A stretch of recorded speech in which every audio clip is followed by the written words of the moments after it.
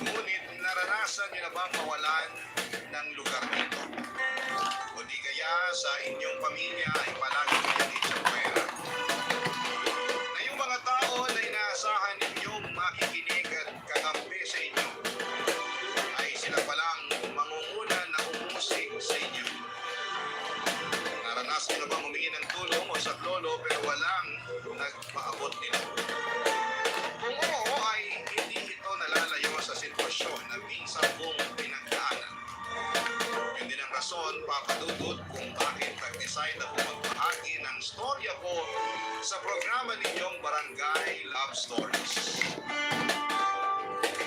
Bago ko ipagpatuloy ang sulat ko ay gusto ko munang magpakilala sa inyo. Tawagin niyo na lamang po ako sa pangalang Eddie, 33 years old at isang OFW dito sa Taiwan. Nagkatrabaho ko rito bilang factory worker at masaya naman ako kahit na malayo ako sa aking pamilya sa Pilipinas. Tubong Zamboanga pa lang ang kanamin at doon ako pinanganak at lumaki. Pero nagkaroon ako ng kinakasama sa Pateros at doon tumira ng ilang taon kasama ang aming anak. Factory worker din ako bago ko nakilala. Aguray ka, Mampay. Nang nabuntis niya ako ay nanirahan kami sa poder ng nanay niya. Paibit ako na ko. Hanggang sa tumungtong ng 3 taon ang aming mga anak. Doon ako hinimalayan ng aking kinakasama at dahil wala akong sariling pera ay nanatili kami na nasa poder ng nanay niya.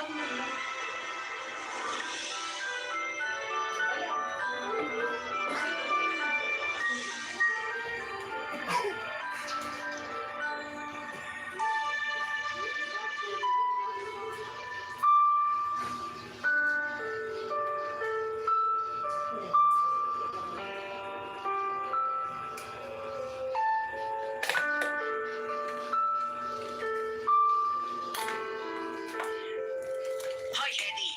Ikaw ba yung nagluto ng mechadong dinala ko sa bahay ng kumari ko? Ha? Opo. Bakit po? Nagtatanong ka pa talaga? Eh, hindi masarap. Kulang sa lasa. Mukhang hindi tinimplahan. Doon ka lang ba nakapagluto nun, ha? Medyo po. Pasensya na po kayo, Nay. Pasensya mo mukha mo. May magagawa pa ba yung pagpapasensya kung napahiya na ako sa kumari ko? Saka bakit nakikialam ka sa kusina? Eh, tanda ko si Teban ang inutusan ko magluto.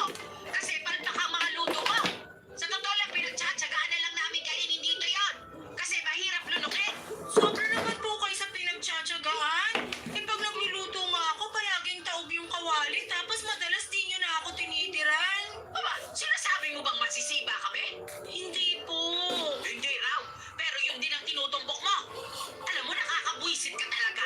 Kailan ka pa natutong sumagot-sagot sa akin? Makabastos! Walang respeto! Pasensya na po uli. Aanin ko yung pasensya mo, abe? Mababalik ba niyan yung kahihiyanan na wala sa akin? Kasi nilait-lait lang naman ang mga kumari ko. Yung pangit na luto mo. Saka hindi mo pa sinasagot ang tanong ko. Bakit ikaw ang nagluto, imbis na si Teban? Inutusan po ako ni Kuya Teban kasi may importante raw po siyang gagawin. At naniwala ka naman.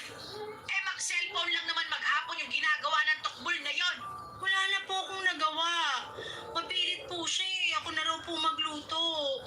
Nagagalit pa nga kasi inutusan niyo raw. Kumanda talaga sa akin yung batuga na yon. Ma, wag niyo na po pagalitan si Kuya. At bakit hindi? Ako po yung mayayari eh. Wala na akong pakialam doon. Saka dapat ka naman talagang mayari kasi masyado kang pabida. Nagmagandang loob lang naman po ako. Gusto ko lang pong makatulong. Joy, alam man datoy. Gusto raw makatulong ay nakasama pa yung ginawa mo. Sa susunod kasi, huwag kang bida-bida at mapapel. Ganyan na lang ba talaga ang papel mo sa pamamahay na to? Ano pong ibig niyo sabihin? Alam mo kung anong ibig kong sabihin. O baka naman tanga ka talaga kaya hindi mo maisip ang tinutukoy ko. Hindi ko naman po talaga alam, kaya po nagtatanong ako. Ay, nako. Lahat na lang ba talaga sa'yo sasabihin? Taga-bundok ka ba?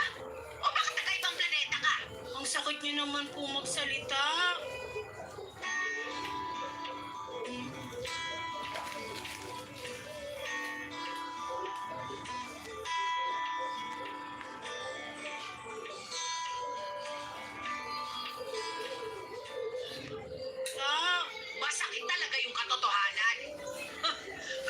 siguro iniwan ka ng anak ko. Kasi ganyan ka eh. Yung magtatanga-tanga sa lahat ng bagay. Tapos sasabihin mo gusto mo lang tumulong. Eh hindi mo nga nagagawa ng maayos at pulido yung trabaho mo. Ultimo paglilinis dito sa bahay, hindi mo maimis. Pati ang paglalaban ng mga damit namin, minsan gusto ko pang ulitin kung may lakas lang ako. Kasi hindi naman natatanggal yung mga mantsa. Ang kikitata pa rin. Sabihin mo hindi eh, ilang beses na kitang nasita sa mga bagay na yon. Inaayos ko naman po yung paglilinis at paglalaba. Kung inaayos mo, eh di sana wala akong masisit at masasabing masama sa mga yon. Kaso meron nga eh. Ano ba naman sa'yo? Yan na nga lang ang hambag mo sa bahay na to. Hindi mo pa magawa ng maayos. Tapos magtataka ka, bakit ako laging aborito sa pagmumukha mo? Eh nakakasura ka na. Pati yung mga ginagawa mo. Kung bakit kasi sa dinami-rami ng ibabahay ng anak ko nung araw at aanakan, eh ikaw pa? Napakawalang kwenta mo! Papa Dudut, noong nabuntis ako ay pinatigil ako ng Sige dati pa yan, kong Tao. kasama sa pagtatrabaho dahil siloso yon. Ayaw niya na nakikipag-usap ako sa ibang lalaki kahit katrabaho lamang. At trabaho lamang ang pinag-uusapan namin. Katrabaho ko nga rin pala siya sa factory na pinapasukan namin noon. Ate pa ini. May ugali talaga siya na magagalitin at mainitin ang ulo. Kaya laking taka ko rin kung bakit ako nagkagusto sa kanya. Ewan, siguro dala na rin ang pananabik. Lalo na noon, na lamang ulit akong nagkaroon ng lalaki na nagka-interes sa akin.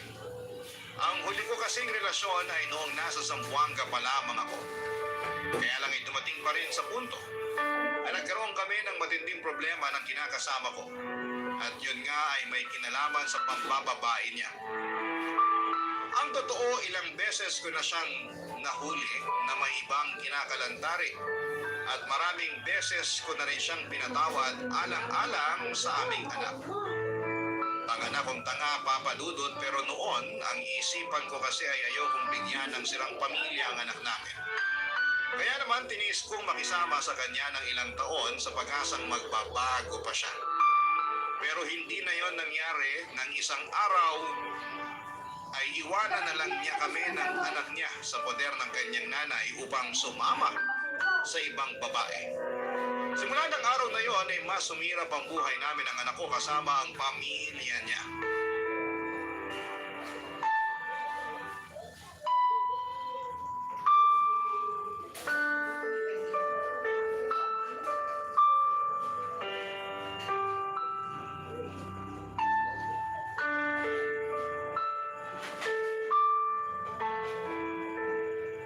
Grabe namang alikabok nito sa sahig. Sino kaya nagpasok ng marumi nilang tsinelas sa loob ng bahay? Tapos di man lang pinuna sa basahan na nasa may pinto. Di na yata kaya ng walis to. Kailangan lampaso na.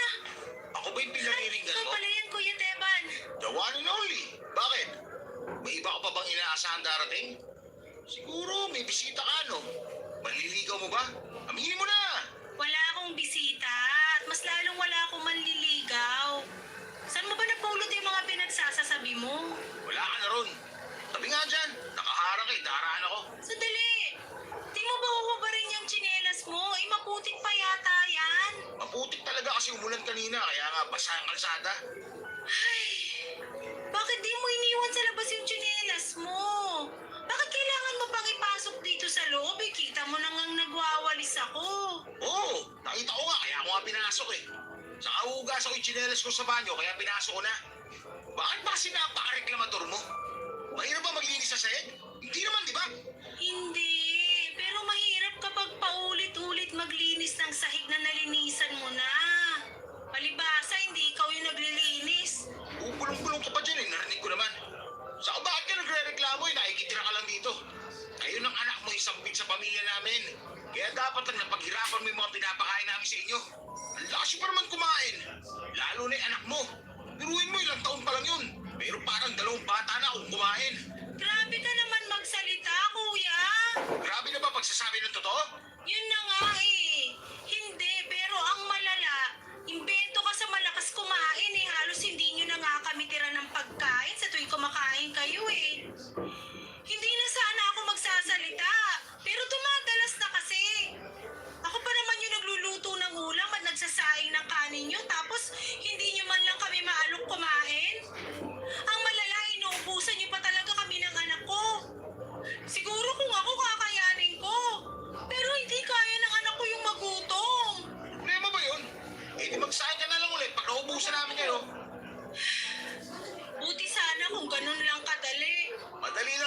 magsaing, di ba?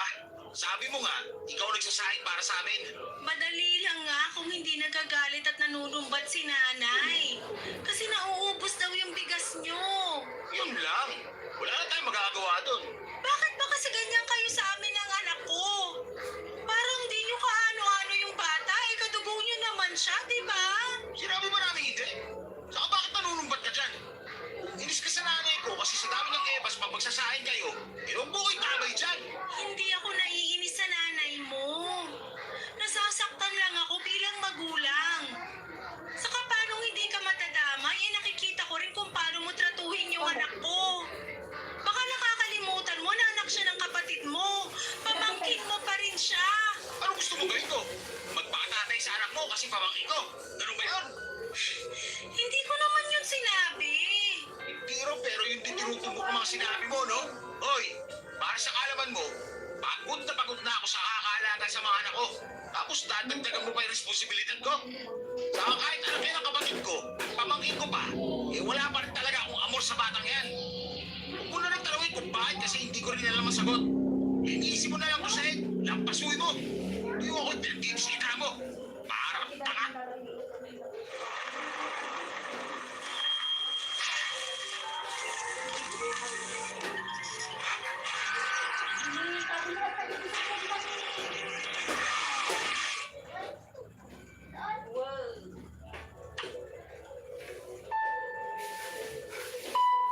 Papadudot, hindi lang nanay ng dati kong kinakasama ang nakatira sa bahay na yon.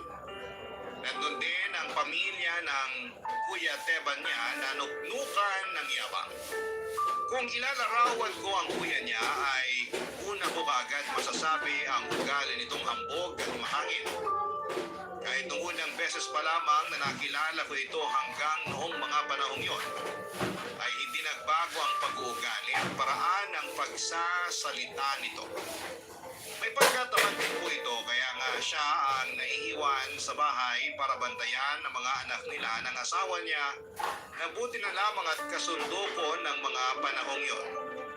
Nung iniwan kami ng dati kong kinakasama sa poder ng nanay niya, ay walang-wala ako kaya hindi kami maalis. As in, said ang bulsa ko. Totoo na umaasa pa rin kami sa kanila lalo na sa pagkain ng mga panahong yon. Kaya ang ginawa ko na lamang ay ginawa ko ang makakaya ko upang pakisamahan sila ng maayos. Bali nagsilbi nila akong katulong sa pamamahay nila at ako ang gumagawa ng lahat ng klase ng paglilinis kapag tulog ang aking anak. Barangay Love Stories. Barangay Love Stories. Papadudot bukod sa paglilinis ng lahat ng sulok ng bahay ng pamilya ng dati kong kinakasama, ay ako rin ang nakatokang maglaba ng mga labahan nila. Minsan, inuutusan din nila akong mamalengke at magluto ng pagkain para naman daw may silbi ang pagtira namin ng libre ng aking anak sa kanila. Alam ko naman na dapat kong gawin ang bagay na yon para may ambag naman kami sa pamamahay nila. Kaso minsan ay hindi ko mapigilang magdamdam dahil mukhang hindi na pamilya ang trato nila sa amin. Lalo na sa anak ko na kung tutusin ay kadugo naman nila. May mga pagkakataon kasi na kapag may pasalubong ang nanay ng dati kong kinakasama sa mga apo niya ay palaging hindi nabibigyan ng anak ko. Bilang magulang, natural na masaktan ako at magtampo. Kung ako kaya, or kung kaya ko, na hindi kumain habang sila ay masayang nagkakainan, ay huwag naman nilang gawin yun. Maging sa anak ko. Sa kabila ng lahat ay nirespeto ko pa rin ang pamilya ng dati kong kinakasama. Kahit na hindi nila maibalik sa akin, na respetuhin din nila, papadudot.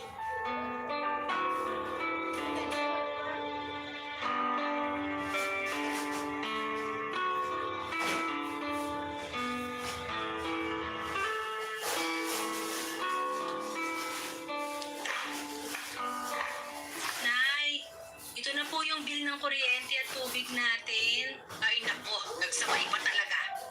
Akin na nga at nang matignan. Ito po,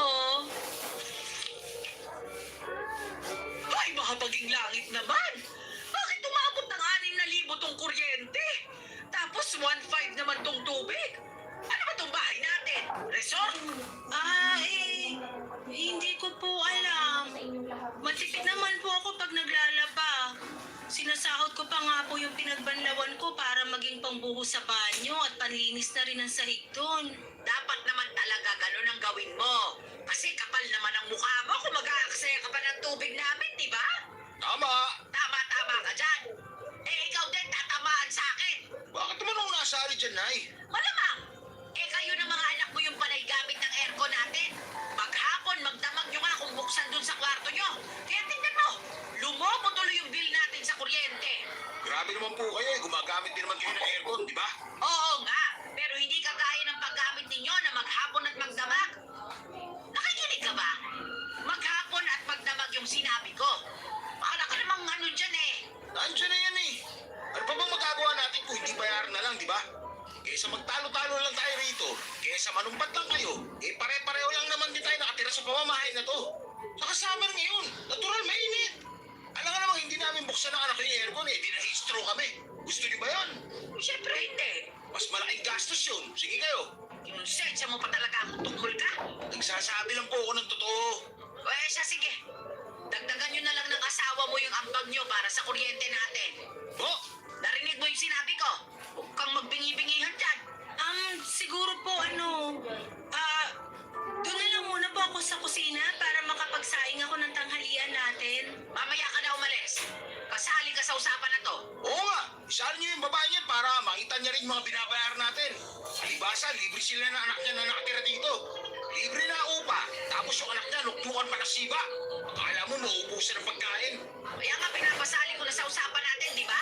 Mawalang galang na, kuya. Pero hindi naman yata kailangan na sabihan mong masiba yung anak ko. Eh, alam naman natin dito kung sino yung totoong masiba, di ba? Sino? Yung mga anak ko? Eh, ang papayat ka ng mga yon. Ay naku, Teban, tanga ka talaga eh. Malamang, ikaw yung sasabihan niyang masiba. Totoo rin naman. Kasi, pang tatlong tao tuwing kumakain ka, kaya mabilis na nauubos yung bigas natin eh. Oo ha? Kung ako masiba, ikaw at yung anak mo, sampit. Sa abuti nga kami ng asawa ko nag-aambag sa bahay na to. Eh, ikaw. Hindi ka nga makapag-abot kahit 5 butas kasi wala kang kapera-pera. Alam mo, tama yung anak ko eh. Dapat siguro maghanap ka na ng trabaho para naman makapag-ambag ka na rin sa amin dito sa bahay. Baka akala mo yata, biru-biruan lang ang pagtira nyo rito ng anak mo, no? O yan, nakita mo na kung gaano kalaki yung mga bayarin natin buwan-buwan. Kukulangin na ang budget natin. Kung lahat yan, kukunin sa pensyon ng asawa ko. Eh pagkain pa nga lang natin, kulang na. Kung ako sa'yo, Hedy, maghanap ka na ng mapapasukan. Magkusa ka. Hindi yung gusto ka talaga na inuutusan. Ay, ang easy na buhok ko. Easy Hair, got this for triple dandruff fighting and cooling power. Power up, dandruff free scalp, supercharged with clear. Papa Dudut, hindi ko na talaga kaya ang ugali ng mag-ina. Lalo na yung kuya ng dati kong kinakasama na akala mo ay babae kong umasta. Date niya pa yung asawa niya na sobrang taklesa na akala mo ay palaging nalalamangan sa buhay. Katungan pa ng nanay niya na ni minsan ay hindi nakita ang mga mabubuti at tama kong ginawa. Puro na lamang pangit ang nasisilip kaya yun din ang lumalabas sa kanyang bibig. Sa totoo lang, grabe na stress ko sa sitwasyon namin ng aking anak sa poder nila. Wala akong kapayapaan ng isipan. Araw-araw, natatakot akong magkamali at mapagalitan. Akala mo kasi kung sino silang makapangyarihan kung umasta at manalita. Kaya kapagkatapos ng pangyayaring yun, kung saan ay pinagtulungan nila akong mag-ina, ay naglakas loob na akong maghanap ng trabahong mapapasukan. Swerte naman dahil nakabalik ako sa dating factory na pinasukan mo bilang sorter. At kahit na hindi kalakihan ang kita ay ayos na rin po yun dahil nagkakapera na ako. Noong nalaman ng nanay ng dati kong kinakasama na meron na akong trabaho ay natuwa naman siya at nagpasaring ka sa wakas. Meron na raw akong mayambang na pera sa kanya. Kaya para magtuloy-tuloy ang pagtatrabaho ko ay nagboluntaryo siyang bantayan at tingnan ang aking anak. Kaso, makalipas lamang ang 1 buwan at kalahati ay mayroong nangyari, Papa Dudut.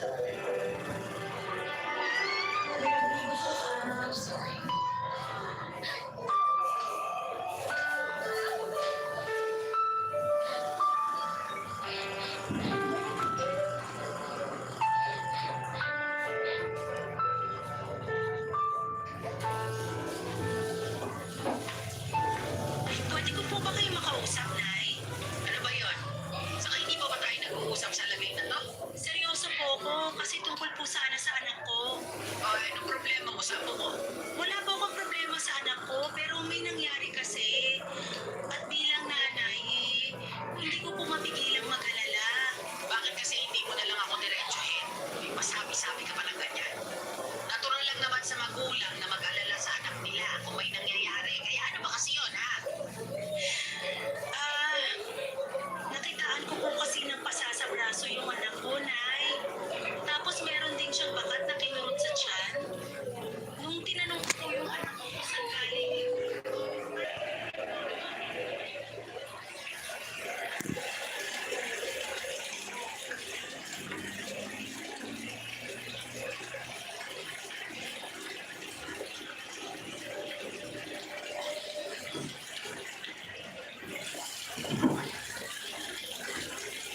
Ito pong data, ito po mo. Bigasan. Sit down yan.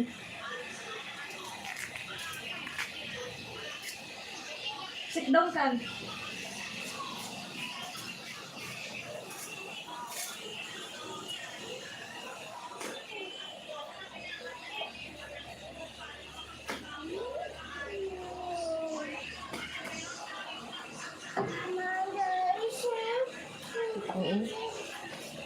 Ang kalaanan.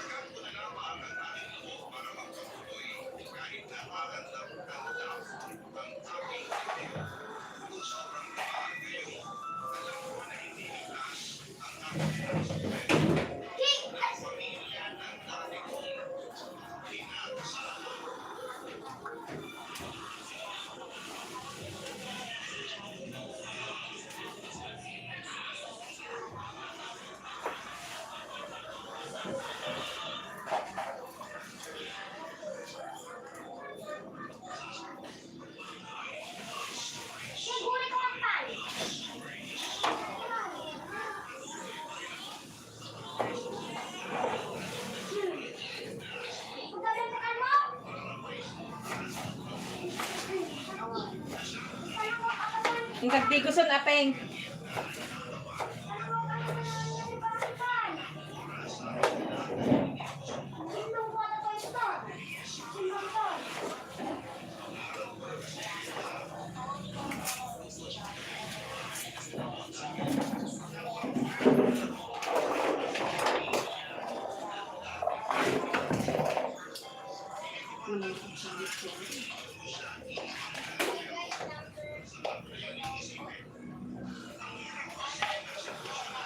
Ang digos kan, inuwag naman namin ta ay ayam na.